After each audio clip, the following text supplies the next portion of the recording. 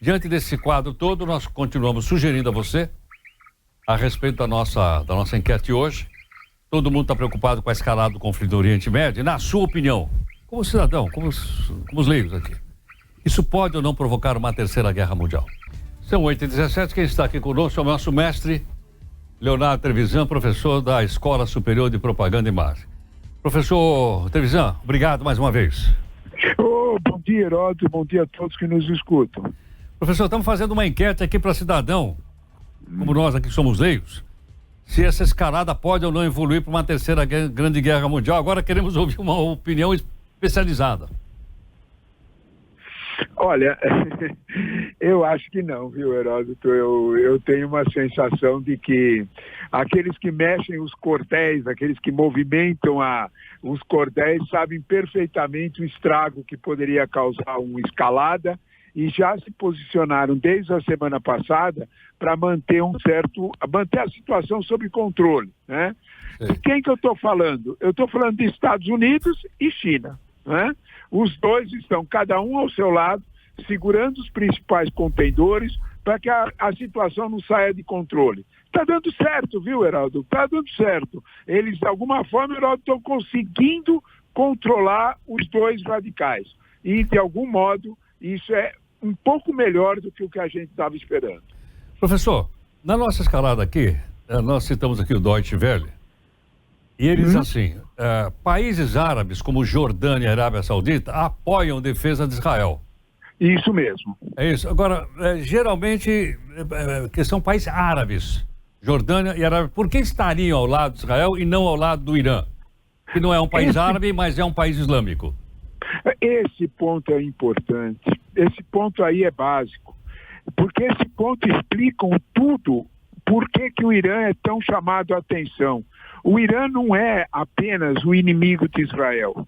Se você me perguntar de quem o Irã gosta menos, eu vou te dizer que ele não gosta de Israel, mas ele gosta menos ainda da Arábia Saudita. O que aconteceu no sábado à noite é que a Arábia Saudita emprestou toda a sua tecnologia, incluindo F-16, aviões de caça deles, para abater drones do Irã que estavam indo para Israel no espaço aéreo da Jordânia. Sabe o que é que tem por trás disso? A ação da diplomacia americana. A Arábia Saudita e a Jordânia e os países do Emirado Árabe, os países moderados, endinheirados também, estão fazendo acordos com Israel. Eles querem paz com Israel. Isso já vem sendo feito desde o ano passado, esses acordos. Um dos lados pelo qual a gente tem que entender que a situação ficou pior é porque essa facção árabe mais sunita está se aproximando de Israel. Os primos deles, os xiitas, dizem: nós não queremos essa aproximação. Atrás disso está o jogo geopolítico mundial. Está, de alguma forma, a relação, o redesenho de quem manda no mundo. Roberto Nonato. Professor Trevisan, prazer em falar com o senhor, bom dia. É claro que numa guerra, num conflito, nada é bom, mas com muitas aspas. Ficou bom para os dois lados à medida em que o Netanyahu evitou que os drones ou mísseis caíssem em seu território, ainda que tenha ajudado ou sido ajudado pelos países aliados, notadamente Jordânia e Estados Unidos. E aí ele pode dizer: evitamos um ataque iraniano contra o nosso território. E também para o Irã, que diz: demos uma resposta à ação promovida lá em Damasco no dia 1º de abril pelos israelenses contra o nosso consulado. Ou seja, os dois dão respostas às suas populações e acaba sendo, com muitas aspas, bom para ambos os lados ou não? Sem dúvida nenhuma, Nonato. Bom dia, Nonato. Bom dia para você. Olha, quando você fala isso é principal para poder entender o que está acontecendo. Os dois lados têm seus radicais, tem aqueles a quem ele tem que dar satisfação. Quando Israel atacou em Damasco e matou o general, quem era esse general? Ele era o principal Hazed, ele era o principal comandante da área de inteligência militar da Guarda Revolucionária Iraniana, que é aquele pessoal da polícia de costume. Lembra aquele que quase matou a moça porque ela estava com os cabelos para fora do chador? É esse pessoal, é o radical. A ala moderada que está no governo, que é a ala do Ali Khamenei, do Razi, que é o primeiro-ministro, olha para essa situação e diz, nós não queremos radicalizar mais. Nós temos um monte de problema. Como é que tudo isso foi acertado? Na sexta-feira, em Omã, o chanceler iraniano foi a Omã. Por que Omã é importante? Porque Omã sempre foi esse estado, é um estado pequeno com muito petróleo, ele no Golfo Árabe. Ele é um interlocutor entre Estados Unidos e Irã. O chanceler iraniano foi a Omã para dar um recado aos Estados Unidos. A ação será controlada. Daí os Estados Unidos se mexeram. Agora, Roberto, o que interessa é a tua pergunta. Por que o Irã se controlou? Quem controlou o Irã? Quem controlou o Irã foi a China. Você vai me perguntar por que a China? Né? Porque o Irã está vivendo sanções. O Irã não consegue vender petróleo para ninguém no mundo. Não faz nem seguro para as petroleiras, né? Para passar com o petroleiro.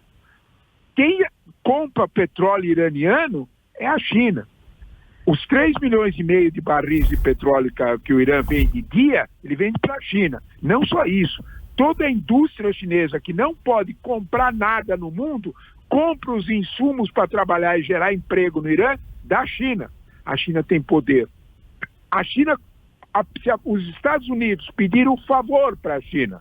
Não foi agora, não. Foi naquela visita do Xi Jinping, lá atrás, em novembro, em São Francisco.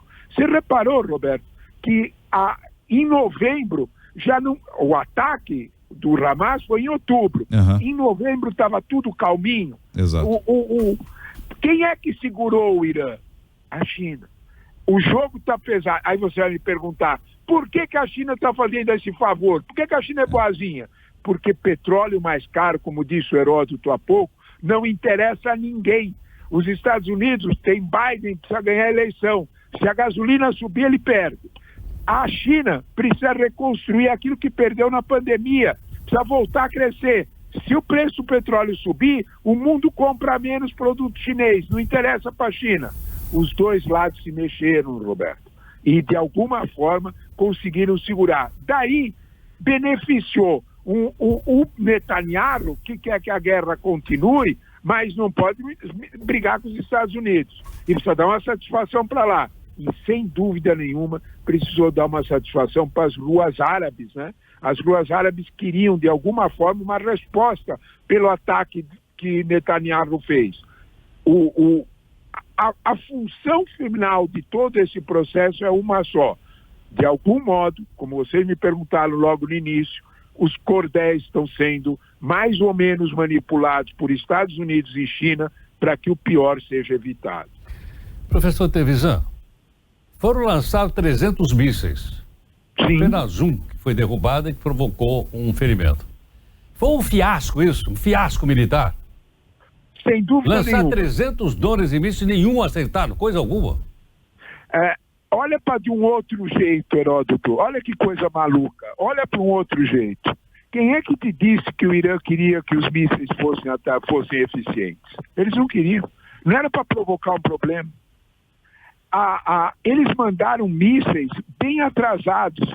Por exemplo, só um exemplo, né? Nenhum dos famosos Shaheds, que são os mísseis que eles vendem para a Rússia na guerra da Ucrânia, nenhum deles foi acionado. Os mísseis de cruzeiro hipersônicos iranianos também não foram acionados. Foi esse o acordo com a China. Vocês vão fazer de conta que vocês fazem o ataque, as ruas árabes ficam contentes em Teherã, no Iraque, todo mundo comemora, olha, demos a resposta. E não se provoca nenhum dano maior. É uma coreografia? É. É um balé interessante? É. É um balé que, de algum modo, faz os radicais dos dois lados terem o que comemorar? É. Política é isso, Heródoto. Política é, de alguma forma, deixar as pessoas felizes. Se elas estão bem informadas, é uma outra coisa. Bom, nós estamos bem informados depois da sua participação. Muito obrigado, professor.